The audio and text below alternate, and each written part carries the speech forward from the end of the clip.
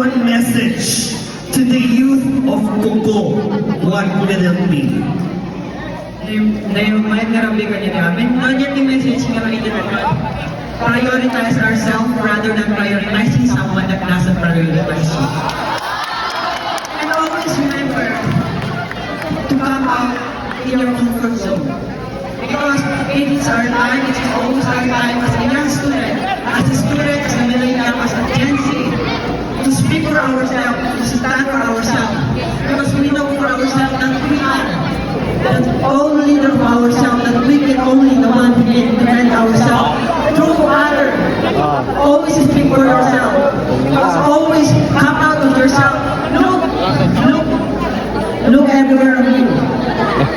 Marami na tayong mga nararanasan ngayon. Marami ng mga nakikinig ng mga kabataan na gaya natin.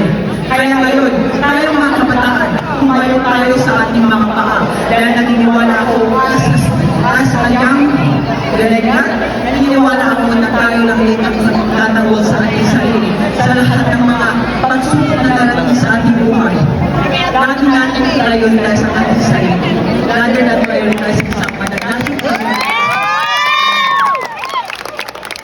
Thank you so much sa makahukot